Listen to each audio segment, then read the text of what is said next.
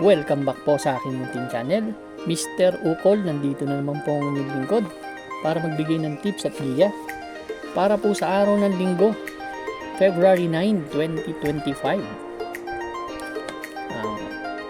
Meron tayong main race, itong Philracom Japan Cup.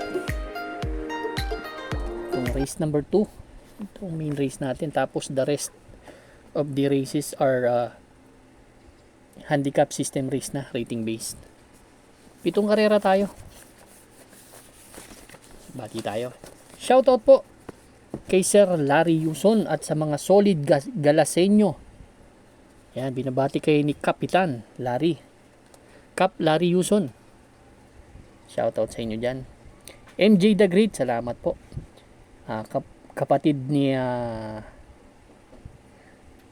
Alan Armencia, si Juliet Armencia, Helen, at kay Alisa ng Sekretary ng Barangay 58, Zone 2. Shoutout din Bembol, Padul, Ronnie Felix, at happy birthday kay Kagawad Ronaldo Teranya, Alexander Cristobal, Melchor Raimundo. Shoutout po sa inyo lahat. Start na po tayo. Race number 1, start po ito ng winner take all event, covers races 1 to 7. Meron tayong 8 kalahok.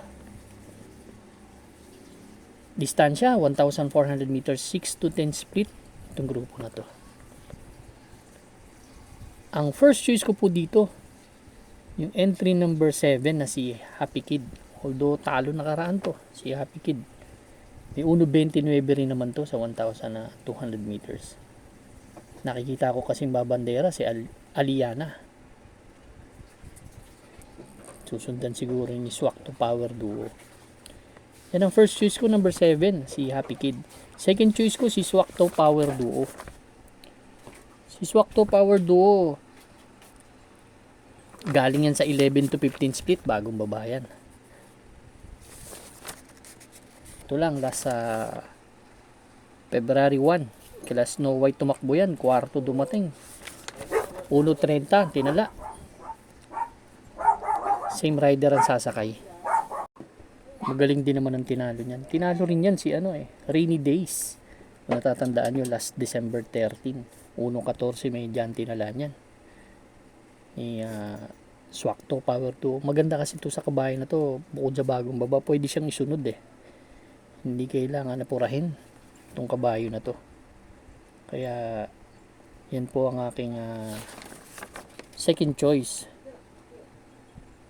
Third choice ko po, number 1, si Wildcat.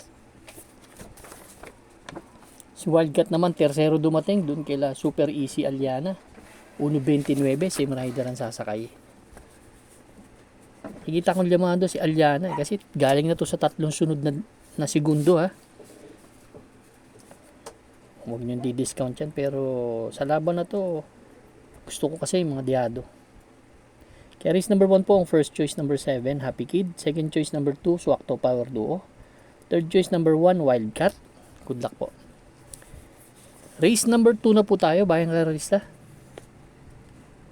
Paalala ko lang po giya lamang po ito. Sa pagdating sa tayan kayong masusunod. Race number 2, Pick 6 event, covers races 2 to 7. Dito naman meron tayong 8 kalahok. Distansya, milya, 1,600 meters. Ito po yung 2025 Philracom Japan Cup. Lalahokan ng mga imported itong karera na to. Kaya matutunghayan natin yung napupuntong si Andiamo Aferense. Yan ang gusto ko, si Andiamo Aferense. Galing po sa 6 na magkakasunod na panalo. Dikit-dikit yan, walang talo yan. Si Andiamo Aferense. Huling takbo niyan last January 26. Tinalo niyan si si Manu Dura. Sila Manu Dura tinalo niyan. Yung sa 4-year-old Challenge Cup. 138.5 ang tinala niyan sa 1,600 meters. Malayo po nanalo. Tingin ko dito kung hindi na naman masusundan talagang tatapusin sila nito. Race number 2, sosolohin ko po ang Andiamo Aferense.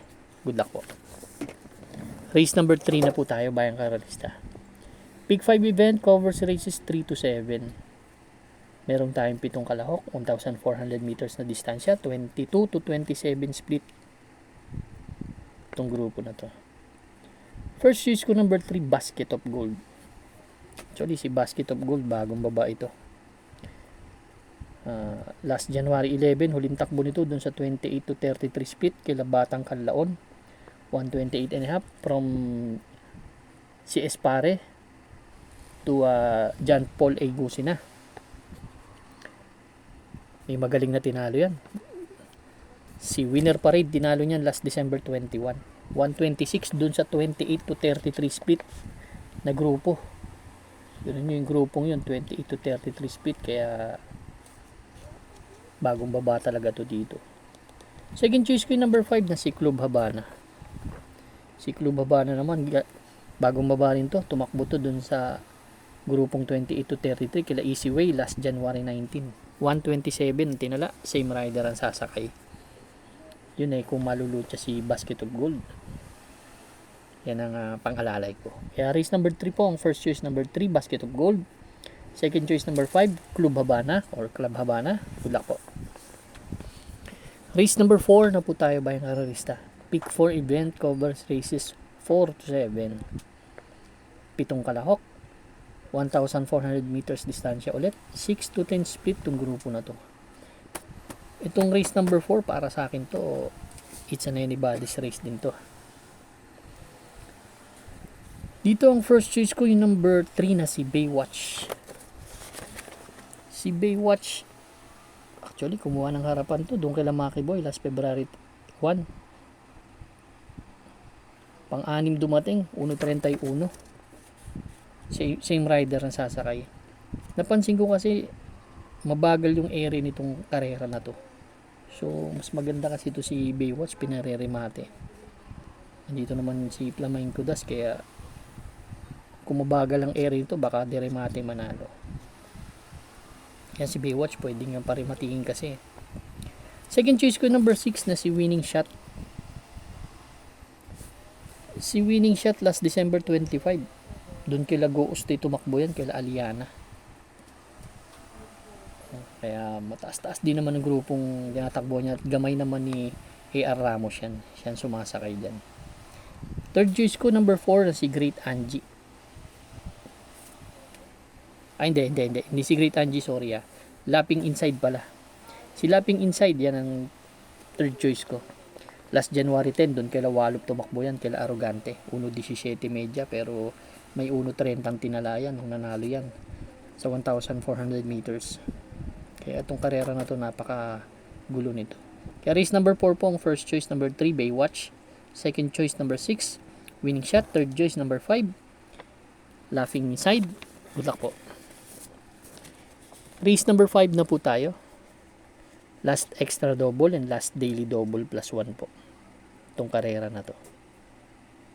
Dito sa race number 5, ang first choice ko yung entry number 1. Actually bagong baba kasi to. Galing to sa 16 to 21 split. Tumakbo to last December 21 doon kila Isla Puting Bato. From RC Tabor to BJ Galieta na. Yan po ang aking first choice. Second choice ko yung number 4, Heroes Del 96. Si Heroes Del 96, batak sa laban last January 26. Tumakbo yan, mataas na grupo doon kila High Society, Doña Chichay, Pampito dumating 1.30. Same rider, GL Ciego pala, GL Ciego ang sumakay nun. Ngayon Edgy Guerra, susubok sila. May 1.27 rin naman yan sa 1,400 meters. Dito maraming may panalo. Captain Bob, may chamba rin sa akin yan. Third choice ko number 7. Ito although bababa talaga, 53 ang timbang. Pero ang laki ng panalo dito dahil nakikita ko pwedeng hindi siya malucha sa laban na to. Distant Thunder. Last January 19, kila Brown Pirate pa nga tumakbo yan. 1.30 medya tinala, same rider. Nalucha lang yan doon. Hindi siya mauna dahil marami talaga matutulin doon. Kaya race number 5 ang first choice ko. Entry number 1, Karing Melody. Second choice number 4, Heroes Del 96. Third choice number 7, Distant Thunder. Good luck po. Race number 6 na po tayo. The penultimate race, bayang karerista. Meron tayong 8 kalahok. Distansya, 1,400 meters, 16 to 21 split itong grupo na to. Ang first choice ko, number 3, Amazing. Si Amazing, nagpipick up na ng condition. Medyo maganda na rin ang tinakbo last time out. Doon kila Gamer Winner, last February 2. Pampito dumating, nagtala ng 1.28 media. 128 in a fraction. Same rider ang sasakay. Alam naman natin si Amazing kung saan galing na grupo yan ha. Taas na grupo po pinanggalingan yan. Second choice ko, number 6, Jubilum. Si Jubilum, ito nakasunod na karaan. Ang ganda ng tinakbo. Last January 26. Tercero dumating to kala Stefani Beltuna. 1.28. Same rider ang sasakay. Yan po ang aking second choice. Third choice ko po, Befit and Fabulous. Ito naman galing sa 22 to 27. Aldo Colela to. Change jockey na to from MD De Jesus to JB Hernandez na. Makachamba.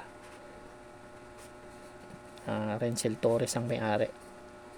Race number 6 ang first choice ko. Entry number 3, Amazing. Second choice number 6, Jubilum. Third choice number 5, Befit and Fabulous. Good luck po. Race number 7 na po tayo. Last and final race for Sunday racing. Paratingan ng mga ating mga exotics. Winner take all. Pick 6, pick 5, pick 4. Last extra double and last daily double plus 1. Dito meron tayong 11 kalahok but 10 in betting options lang. Ang first choice ko po dito yung number 7 na si Unending Grace. Si Unending Grace tumakbo to last January 26. Tercero dumating to kila Winner Parade. 1.27 media ang tinala. Tingin ko mahusay itong kabayo na to. Dami kasi nga matulin dito sa karera na to, no? Pero baka makarimate na maganda. Second choice ko, number 3, sa si Tapsar. Si Tapsar naman last January 26, doon din kila Winner Parade tumakbo yan. Pang-apat po dumating yan. Halos dikit lang sila nagkatalo nito ni Unending Grace. 1.27 media, same rider sasakay. Para sa akin na nasa tabing balya. Patuli ng ere nito eh. Pwedeng itong mauna sa laban. Or hindi man mauna eh. Basta nasa harap to. Kung maganda sa lida ni Red Queen, andyan si Every Sweat Counts, matutulin din. Yan po ang aking second choice. Andyan pa si C-Rise. Third choice ko, number 4, Tadeus.